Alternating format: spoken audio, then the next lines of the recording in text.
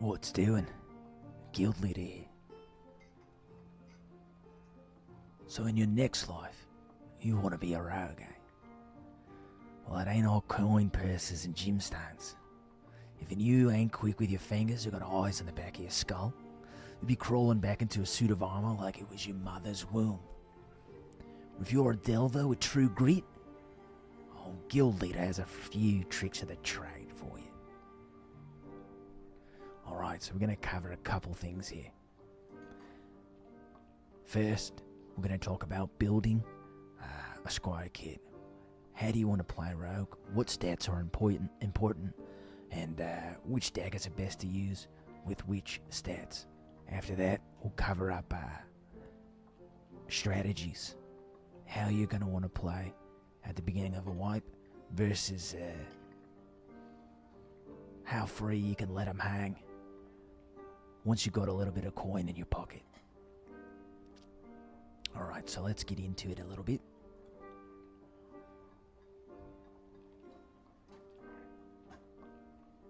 Yeah. Got a wizard to shrink me down there. Alright. Now, the stats are going to be a little off. Just because we're dealing with white squire gear versus grey squire gear. And we've got everything unlocked here. What's going to be fairly important is focusing certain vendors and doing those quests first so that you have access to better gear. Namely, it's going to be weaponsmith, the leathersmith, and the tailor. These guys pretty much sling all of our gear for us. And unlocking their quests first is going to be the most important. To get your power up, get your base level power up.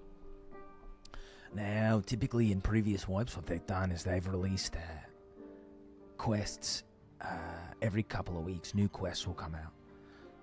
So the first couple, everyone's going to be sort of on the same playing field. And we'll slowly be incrementing our power as the wipe goes on and on. So, let's just talk about an easy gear kit to build. Let's talk about the stats you're going to want to hit first. Go into the stash here, bring up the stat page. Alright, now most importantly, the number one thing, the first thing that you're going to need to do as a rogue is you want to get your base strength to 15. For every point that you're under 15, your physical power bonus here will be negative. And this is the thing that correlates most to your damage as a rogue with your daggers and with your hand crossbows, throwing knives, everything. So you can see here, if we take our riveted gloves off with 3 strength, we're down to negative physical power bonus. This can somewhat be offset in the beginning of a match with what perks that you take, but keep in mind that the rogue is very threshold based. Once you hit a certain point, it sort of frees up what perks you can take, frees up what type of gear you can wear, all that sort of stuff. So, this is just a very good standard kit for playing by yourself. The only thing that you could perhaps swap out would be the shadow hood for a shadow mask.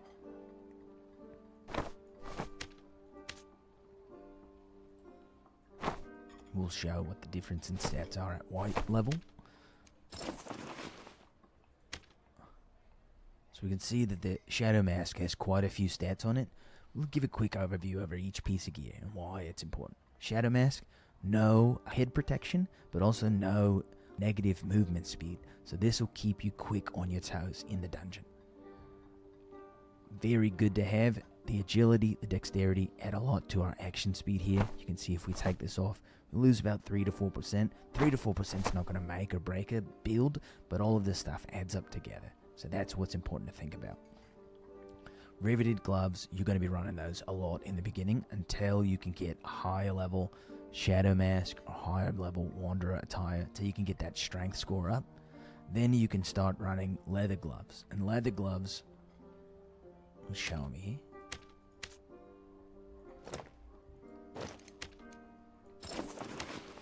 And the leather gloves have dexterity and will, And those things are going to be important because the main advantage that you have over other classes as a rogue is being able to open things quickly, like doors, for instance, and being able to swing your weapon faster.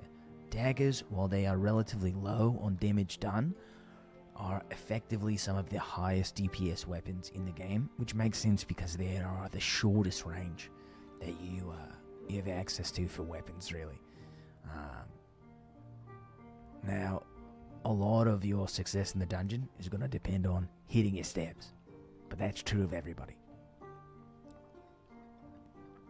So, right here, see, we're negative 12 strength. This is bad. To reiterate, negative physical power bonus. That's going to really cut our damage down pretty hard.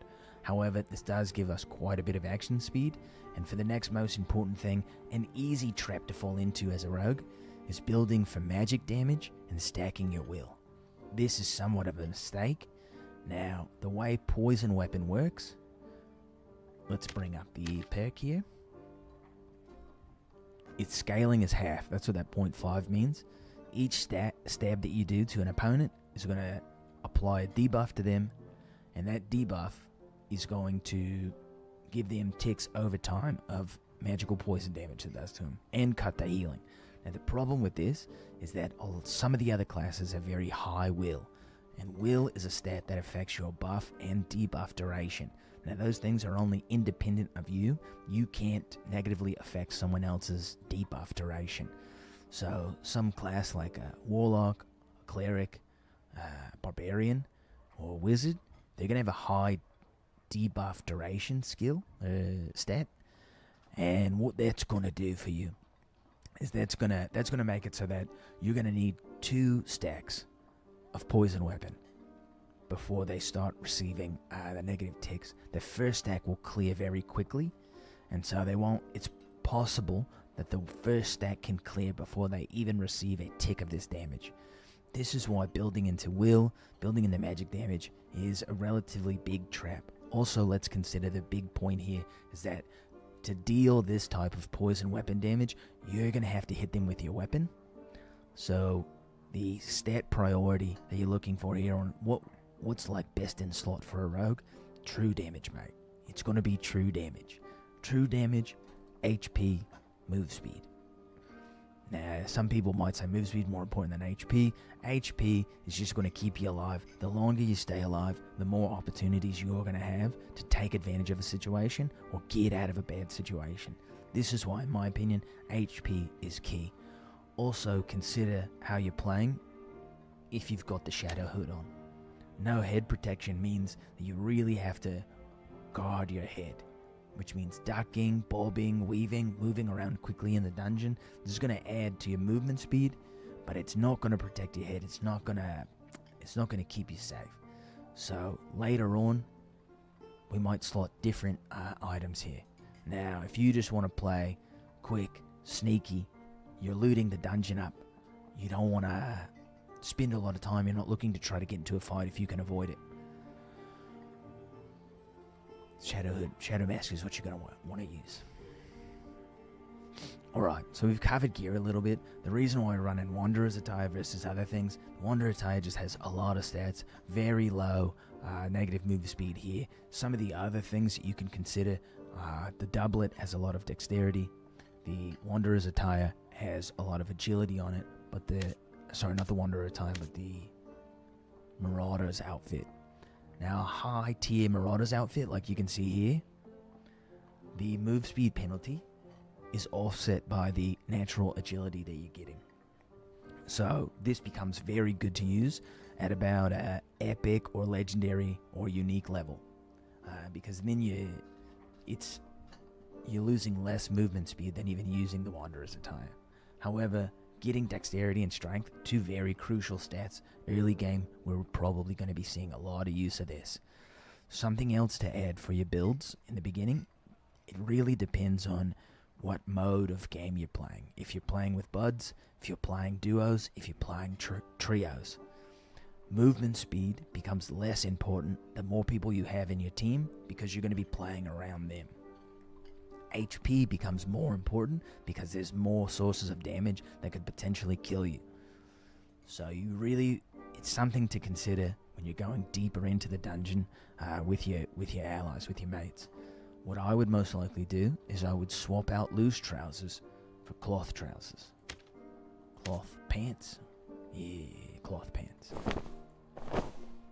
We'd probably still run the Wanderer's attire, but we might run padded tunic. It's got a bit more armor here, and it's going to give us a bit higher strength score. Strength is adding to our HP, adding to our damage. This is really crucial. We'll talk about strategy a little bit later of how to play the rogue based on your build that you're having, but just know that when you go into duos and trios, movement speed becomes a little less crucial, especially in trios, and more defensive stats become more important.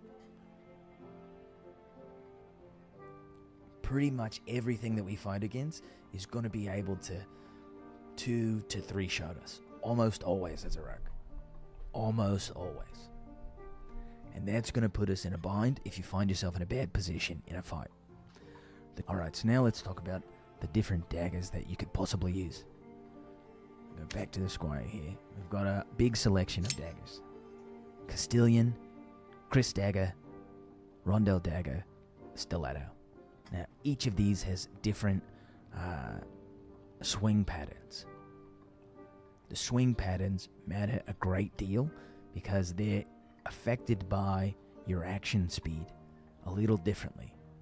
Now, in my opinion, the Stiletto dagger here, that's got maybe the fastest 3-stab combo that you can deal. The Rondel has a very consistent damage output, but you can see that the weapon damage difference here is 1 off. Now, 1 off isn't going to make or break a kill, but it is something to consider. Rondel consistency. You're going to need a little bit of action speed here for this. A little bit of action speed for this, but this weapon is a little bit more forgiving if you're going to miss your strikes, because you won't, like for instance with the Stiletto, after your 3 attacks, you're going to have a bit of a delay, a little bit of recovery time. The Rondel allows you just to keep stabbing. So for big armored targets, fighters, clerics, barbarians, this allows you to be a little bit more consistent in how you can stab them. You can stay in the pocket. You can stay on the inside, very close to them, stabbing over and over again. The Chris dagger is interesting because it has a 4-hit combo, which means 1 more extra hit before we go on that recovery time. Now the Chris dagger itself, very slow first 2 attacks, and then it has a twist, mate. Twist on the end. This dagger really excels if you have a high action speed, and we're talking something like 30% or higher. This dagger starts to excel there, but the first 2 swings are horizontal and very easy to block with a shield, while the other stabs here are more thrusting stabs rather than slashing stabs. And so they allow you to sort of direct your attack over a shield, especially if you're point blank range on someone using a shield. A lot of times you'll still get blocked, but because you're so close, the hitbox of the knife will actually go through the shield and still get that hit off. With the Chris dagger, those first 2 attacks are very easy to block. The Castilian dagger, let's face it, this is a Slayer fighter dagger. This is not a rogue dagger. The first 2 attacks are very slow horizontal attacks that do a minimum amount of damage, and the final attack has a big damage. It's a big overhead stab, but if you miss that one, you've missed most of the damage for your combo. And so as rogues, we need something that's a little bit more consistent, because we can't rely on always hitting that last stab. So we either need something faster or something that's going to put out more damage. My personal favorite is the Stiletto. New players find this to be very difficult to aim. Has a very strange sort of hitbox and targeting element to it. However, with more practice, I can assuredly confirm for you that this is the best dagger possible to use. Perhaps the Chris may be second best. Rondel and Chris I'd put maybe in the same playing field. Now, we're going to talk about which skills to take in the beginning of your game. Now, we're not going to have access to any of these. We're not going to have access to any of these. We'll have 2 perks here, 2 skills, and then 1 perk, right? And the main thing is we're going to be pretty handicapped on strength. We're not going to be doing a lot of damage. You're looking at maybe 5 to 6 stabs to put down regular skeletons if we're under strength threshold of 15, which means that we need things to offset this so we can clear a little bit faster. Poison weapon, this is the first skill that you're going to want to take. I don't care what anyone else has to say. Take this. It's going to help you out the most. Taking Rupture is going to help you out the most. Just to be able to clear mobs quickly, which is very important in the dungeon, especially when we get to talking about strategy and playstyle. Now for your next perk after this, Hide, maybe not so useful in the beginning. If you were going to run something else, I'd probably run Smoke Pot. Smoke Pot, while you have limited uses of it, can really get you out of a jam and up the level of chaos. The amount of smoke that it adds is once you use it is incredible. It almost fills up an entire room full of vision obscuring smoke. This is going to allow you to get out of dodge really quickly, or going to allow you to reposition in a better way. So we don't have the perks to make Hide useful yet. So we're going to take Smoke Pot in the beginning, Poison Weapon, and Rupture. Now, once we get a couple of perks, and you can level up to level 15 to unlock all the perks, I'd say within about, I don't know, realistically, 2 to 3 games if you're extracting well. Keep in mind that the deeper you go into the dungeon, the more monsters you kill, the more treasures you extract with, successfully extracting, those are going to affect how much experience that you gain. And so, extracting safely is more key than going deeper and risking dying. If you're consistently extracting, it should only take a few games for you to unlock all the perk slots. I would say second most important perk to take, Jokester. If we have 2 perk slots, we don't have enough to make Hide useful. We're going to need at least 3 before it becomes useful. Jokester is going to offset some of our limited stats from our lack of gear. Now, if you have access to them, some of the skins can also help, namely the Orc skin. 1 agility is not going to be a significant amount of movement speed, and that plus 1 strength can get you to hit your threshold. Other than this, I would say, the cat skins are good, but the problem is it's very difficult for a rogue to get strength and vigor, and especially in the beginning of a wipe, I probably wouldn't recommend these skins to run. Also, if you have a lack of gear, the Lizard Man. The amount of armor rating and the headshot damage reduction that you get from this skin or the Lichen skin can really aid in keeping your movement speed high without sacrificing too much.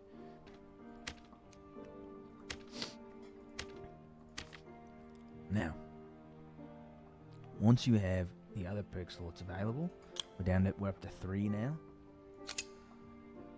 We can run Hide. We're going to run Stealth first. Tin Step, massively important. This is what it's going to look like when you got 3 skills unlocked. And when we have 4, our final 4, we can start to consider some other things. Ambush, incredible. If you have a lack of movement speed, meaning that this number here, base movement speed, 315, 320, 310, those are... It's not bad. You're still going to be pretty quick, but this is going to keep us up at 330 probably for a few seconds after we go in and out of stealth. And since they've made the change to Hide, we have 2 uses of it now. You can keep up the movement speed bonus from this quite a bit. The additional damage that you do from this is less important. This perk here is more about movement speed and can really offset if you have a lack of it. Now, if you're playing solo,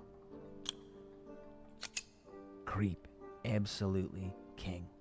Creep is quite possibly the most important stat to run. And once we have a little bit of gear, we're going to talk about Dagger Mastery.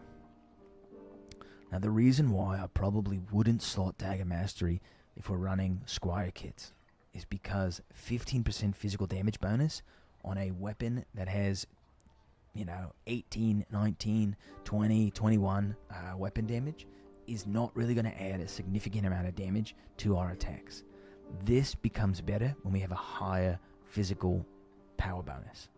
When this number is higher, this number is better because it adds 15 PDB, and that's going to be hard to get. Right? Each strength, I think, adds 1%. So this is relatively difficult to get that bonus up higher. And when it's at a higher rate, because it's a percentage base, it'll add more to your dagger strikes. So when you're hitting like a natural 10%, this puts it up to 25. And then if you're running something like ambush on top of that, that's another additional 25 on top. And it's additive, not multiplicative. Meaning that your number, that first attack, is going to get like a 50% damage bonus, which is pretty significant. So, what my level 15 start of the wipe skill set looks like for solos: creep, stealth, poison weapon, and probably ambush. And we could swap out a couple of these, probably swapping out ambush. Creep is just... Let me take a minute to tell you about creep. Creep adds to the chaos. It adds to people not being able to hear you.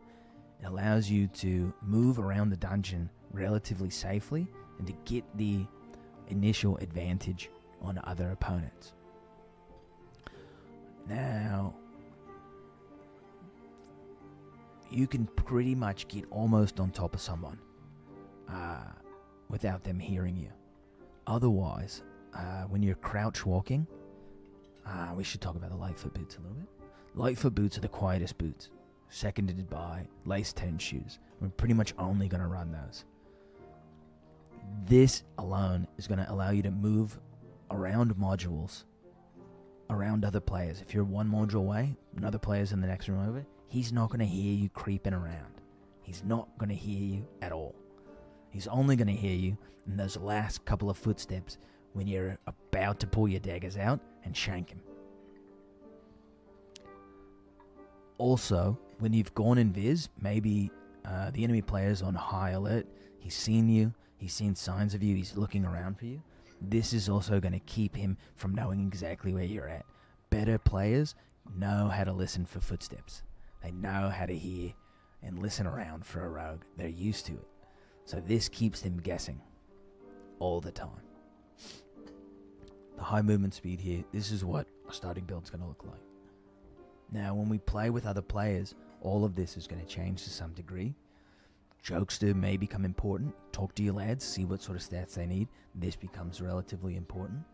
Back attack has an interesting use here because in the chaos of a 6-man battle, a 3-on-3, the likelihood that you can get behind someone, what's often going to happen as a rogue is when you get on someone, they're going to immediately turn in the opposite direction and run away. This allows you to get very key back attack on them. And it also applies to all weapon types. So whether or not you're using a rapier, short sword, hand crossbow, throwing knives, this applies to all of them. And it's pretty consistent. So this can really help you put down a target that's high priority. A cleric, a wizard, a warlock, those sort of things. Also, in 3-man fights, cutthroat becomes incredibly important. Many of the other classes have abilities that within a melee range are going to put you to bed as a rogue.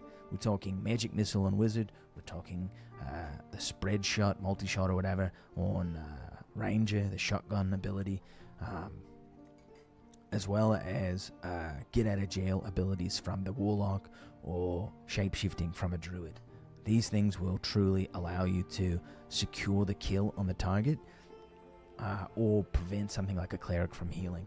And in a 3-man fight, the value of this skill goes through the roof. It's also going to be increasingly more valuable now that sorcerer is going to be added to the game.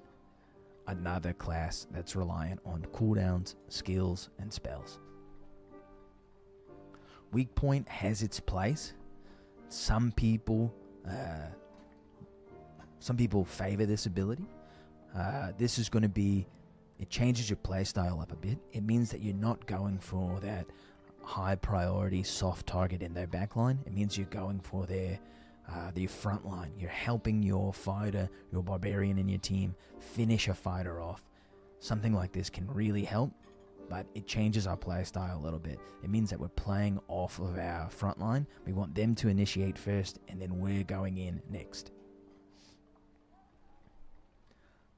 Honorable mention for Tumble. It's very important as a rogue to always have style, and this ability will give you a lot of style. Better if you can use it with a weapon with long range, like the rapier, because it allows you to poke from a maximum distance, and then backflip tumble away to a safer distance. Interestingly enough, this ability scales with reaction speed or action speed. So the higher dexterity you have, the faster you can tumble. Also, double jump gets an honorable mention. Some of the maps have very tricky spots that you can entertain with a double jump, and allows you to traverse the terrain really well. Jumping over pits, avoiding traps, climbing up on shelving on the wall, torches or doorposts, those sort of things, can allow you to get some very unique vantage points. But in the early game, we're going to sacrifice a lot of movement for this, and basically you're going to be, if you miss your jump, if you mistime something, if you play in the wrong place, you're going to be easy pickings for a fighter with sprint, barbarian with rage. Anyone who's got a little bit more movement on you, they're going to catch you, and they're going to put you in the ground. Another honorable mention here is hide mastery. Now this comes into very big play later on when we have access to the item, the Dread Hood. Now the Dread Hood is a rogue's secret weapon. This thing adds 15% buff duration bonus, and that means that your hide is going to be of a longer duration. If you didn't know, because of our low starting will, because this will is under 15, we have negative buff duration, which means that your hide, which reads as an 8-second timer, is actually going to be 6 seconds, roughly.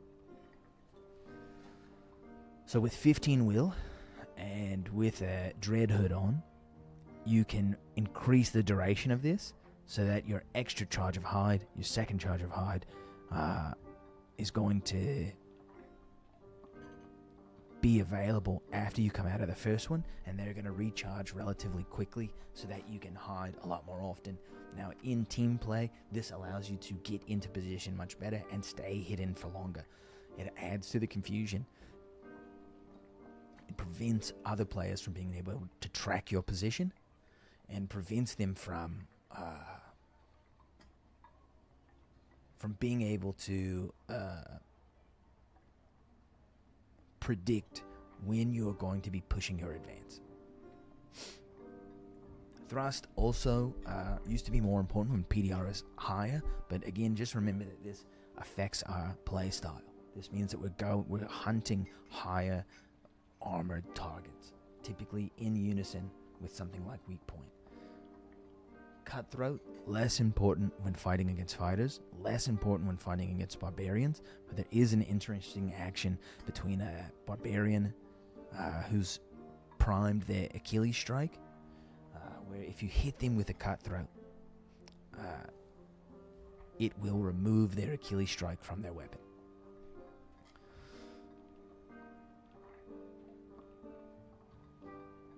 Weak point only works when you're hitting with a melee weapon, so also keep that in mind. Cutthroat works on melee and ranged. Rupture works on melee and ranged. Alright, now that we've gone over some of the builds and a little bit of strategy, we'll talk about how I plan to start the wipe and how I've started previous wipes. Of course, we're going to try out the new class, and and we're going to try out the new dungeons. Absolutely. But the real moneymaker, getting your cash up, is going to be the most important thing to increasing your power level and your sustained power level, meaning like that you can go into multiple games with a higher gear. There is an advantage to wearing better gear. So my strategy is going to be going into the goblin caves and fighting the cave troll boss. Familiarizing yourself with the bosses is very important, and also being comfortable with fighting in the boss room, which means that you need to know the boss's animations like the back of your hand. Cave troll is going to drop for us his troll pelt. He's also going to drop troll's blood potions, and has a chance of dropping pretty decent loot. Also, if we're successful and able to kill both bosses in the goblin caves, a middle pit will open up between both bosses where gold is able to be mined. Even in a normals game, you can mine roughly about 9 to possibly up to 12 pieces of gold, and gold is less important in the beginning of the game, but you hang on to it until gold craftables come out. Typically it's maybe 4 or 5 weeks into a wipe, but it allows you at that point to get a significant amount of income and to be able to get that sweet nice gear. Also, so we've got the troll's pelt, we've got troll's blood potion. That can drop off of both bosses, but the troll's pelt can only drop off of the troll.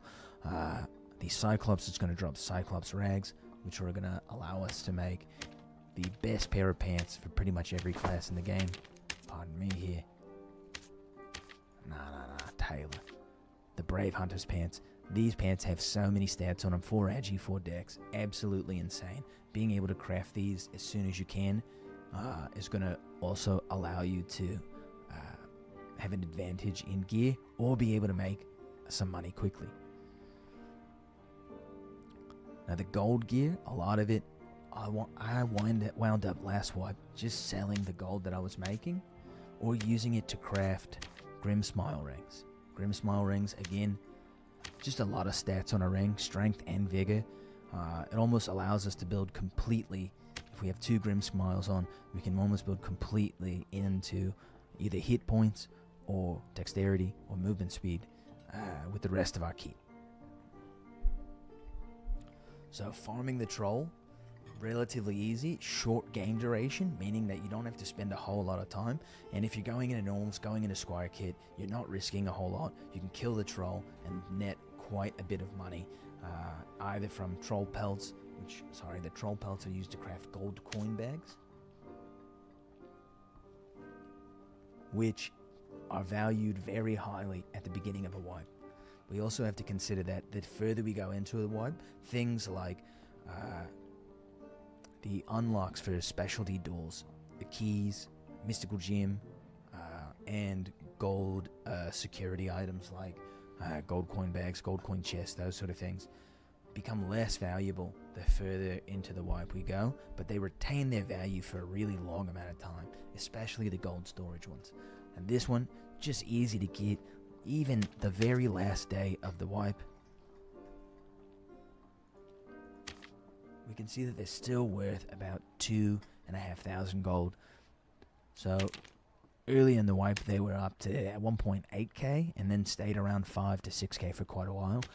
Now that is going to allow you to keep building budget kits for a significant amount of time if you're able to just craft and mint those with some level of ease. Getting your money up, getting your levels first, then getting your money up. Those are very, very important for staying at a relatively high power level throughout the wipe. Now we're going to talk very briefly about how to rogue like a rogue. Something to consider. Potions on your belt. They can be seen even if you're in darkness. The potions emit a faint glow, and instead of taking the perk that keeps them hidden, it's just very easy to always run with them in your bag instead of on your belt. And we can swap these in and out in between fights, in between combats, after you've taken a little bit of damage from monsters, those sort of things. You can swap them in and out and use them as needed, but keeping it off really adds to the level of chaos that you can apply to another player's brain, the terror that you can inflict. The second most important thing is that if we're playing this way, let's say we're playing with creep, we're turning lights off around specific corners. We're listening for other players as we move around the dungeon. Now, you're doing that because the role of the rogue, the thing that the rogue can do better than any other class in the game, is take advantage of a bad opportunity when another player steps in it. You know what I mean? When they're at a hard part, you can take advantage of it. They've taken damage from a monster. They don't have their weapons in their hand, or they have ranged weapons in their hand, and you can get close in melee range. Those sort of things. They're sitting down at a campfire. Also, they're drinking potions, they're bandaging. Whatever it is, they don't have a melee weapon in their hand. That's your time to strike. And if you're turning lights off, it also adds a level of fear to your enemy opponents. Looking at a dark hallway, not knowing where the lanterns are to turn on, the torches, the braziers, the sconces to turn on, is seriously going to pickle their brains and make them terrified to go closer to you. You can use this to your advantage if you need a moment to re-heal, to shuffle your inventory around, whatever it is, to take an assessment of whether or not that's a fight you want to take. So keep in mind, turning lights off, playing like a rogue, stick to the shadows, mate. Stay in the shadows. Play smart. You have the advantage in every situation. You need to set yourself up so that you can make the first move. You dictate the fight.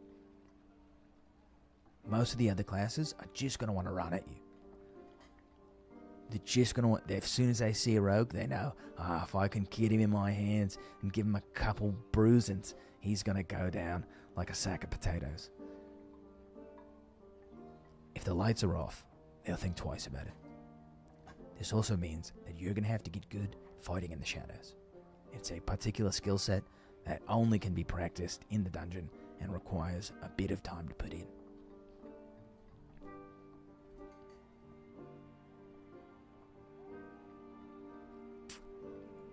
See what else we got in the notes here. We'll talk very briefly about PvP matchups as well.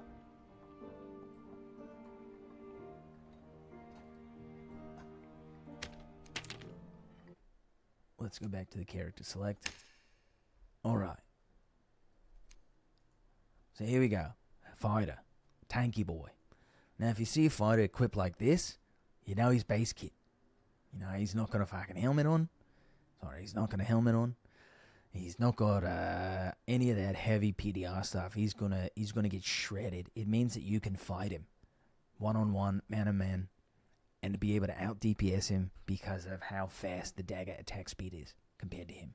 Especially with things like Rupture, they will really add to how fast you can put someone down. The main thing is that you're going to have to mix him up a little bit. A lot of fighters are very keen on relying on their shield. They'll start the fight off shield up, and if they get a successful block off, then they're hitting you because you're in a bad spot. You'll get that sort of a slow down animation after you've hit a shield. Or they're using a longsword. A lot of new fighters are going to be using the longsword. The daggers, especially the rondelle, especially the stiletto, are going to allow you to aim around those blocking points and avoid hitting them. But this means that sometimes you'll have to stab high, sometimes you'll have to stab low. You have to keep them guessing of where you're going to hit them next. Even if you're not aiming for the head all the time, I will oftentimes start for the body, for the legs, and then go to the head, right? You've hit them low, they'll drop their shield to try to aim low, and then reveal their head to hit. Classic boxer technique there. Hit them in the body to get their hands to drop, then aim for the head. Simple, mate. Now, they can be fairly quick, especially if we're not running ambush. So they can potentially catch us, and the main thing with both the fighter and the barbarian is soften them up before you commit to a melee. Hit them with hand crossbow, hit them with throwing knives first. If you can't do that, you need to leave the fight most of the time.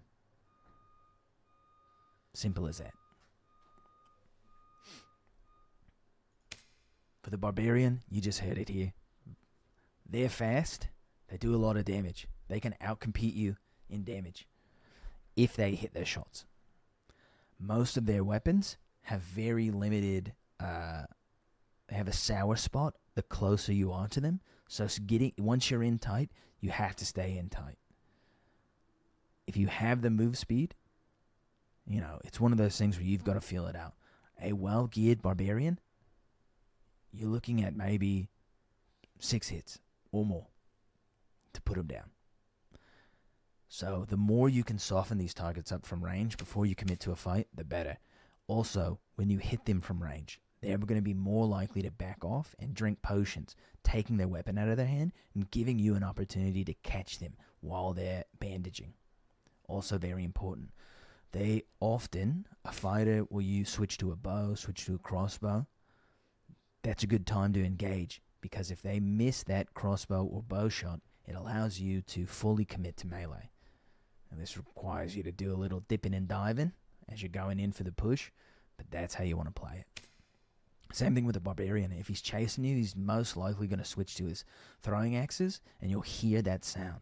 When you hear that sound, you need to immediately turn on him and go for the kill, because it means that you'll have the advantage up.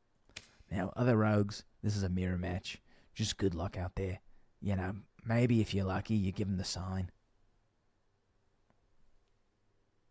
and you guys go your separate ways in the night. You find different targets. This mostly comes down to a knife fight versus a knife fight. Who's prepared better? Who got the drop on who? Now, if you're running creep, the advantage is in your favor. Rangers are a big problem for us.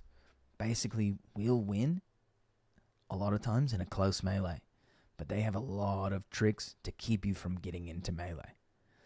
This is where things like running cutthroat become important, because a lot of times as a defense mechanism, they are running shotgun, which means when you get into melee range, all they've got to do is land one good, well-aimed shotgun into your belly, and you're taking 5 arrows from a longbow, you're dead, mate. So pick these fights very carefully. You want to be able to get in close. If they're keeping you at range, something you can do with a ranger is just run away, mate. You can just avoid them, especially in a solo game type. In team game types, this is a high priority target that you want to take out. And their biggest weakness is going to be other range classes. Especially something like a fighter who can use a bow and arrow, but also is very tanky with a shield. Very hard to push into a ranger if you don't have a shield, and if you don't have a little bit of armor and HP built up.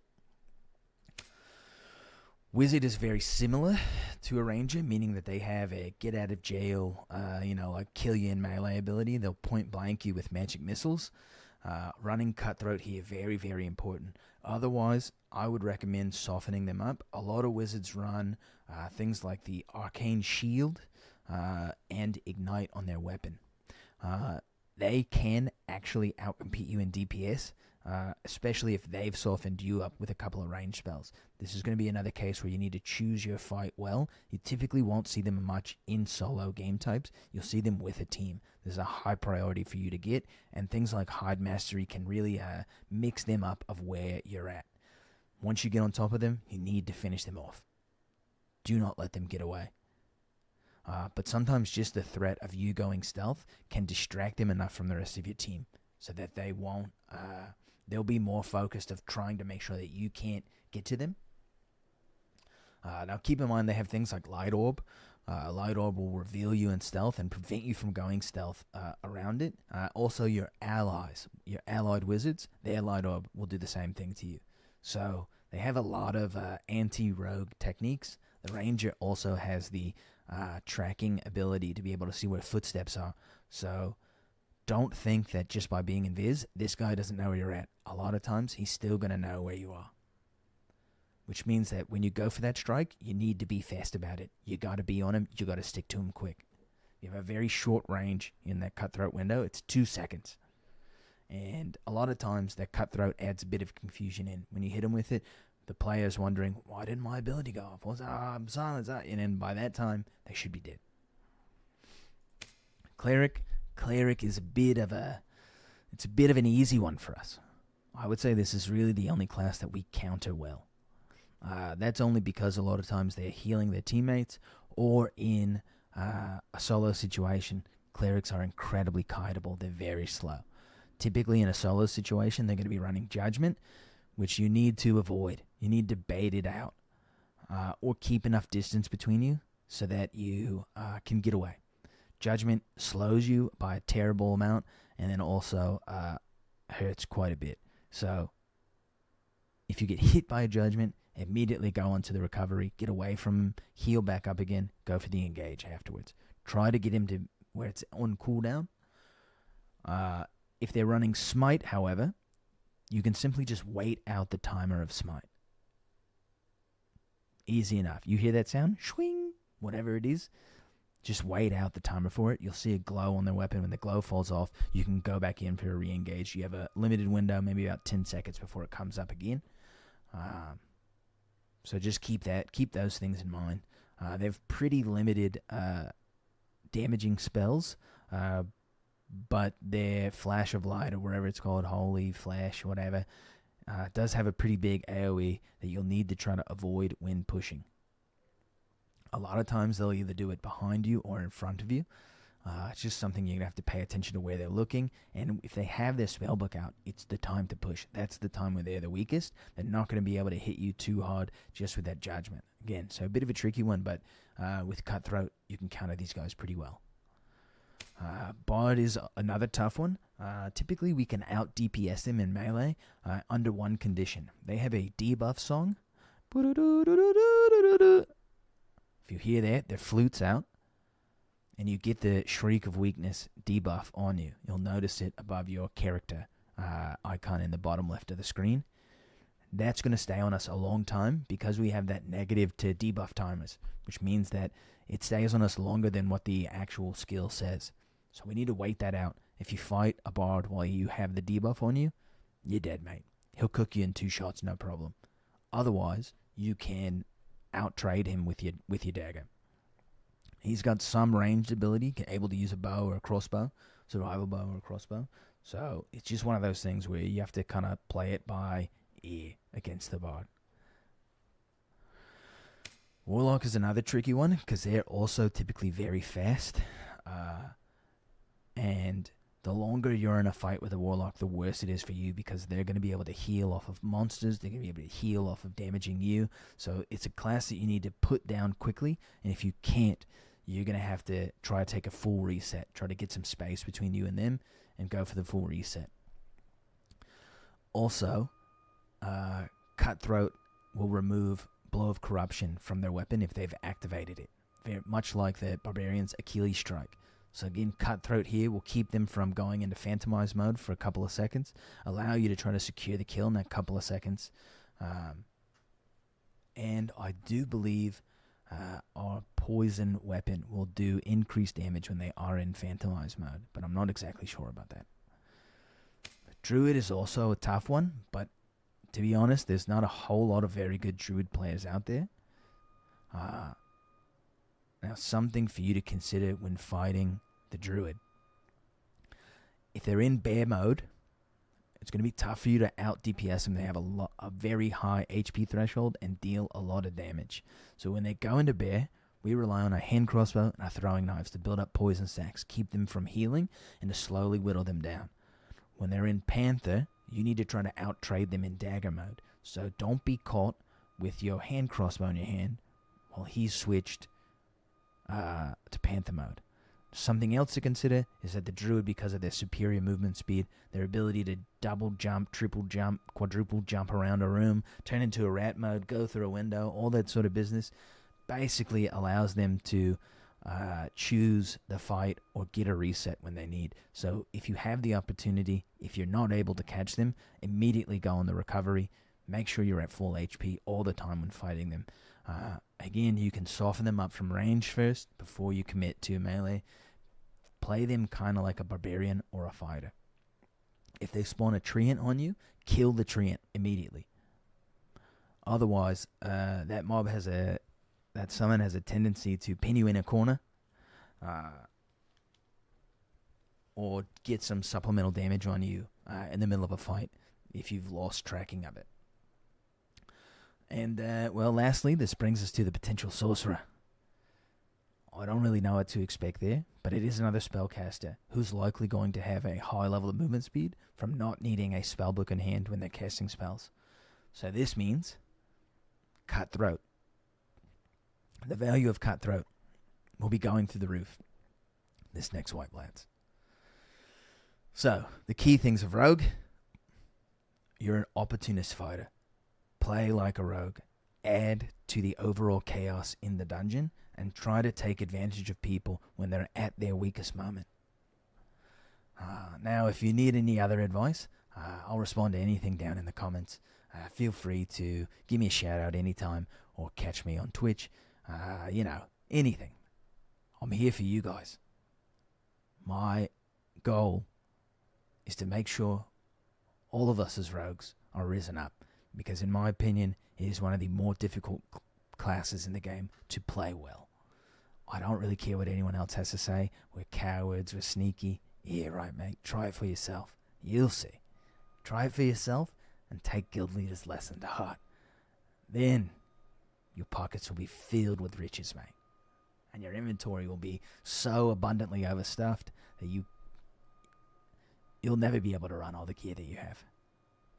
With that, he's looking at you. He's looking at you. Godspeed.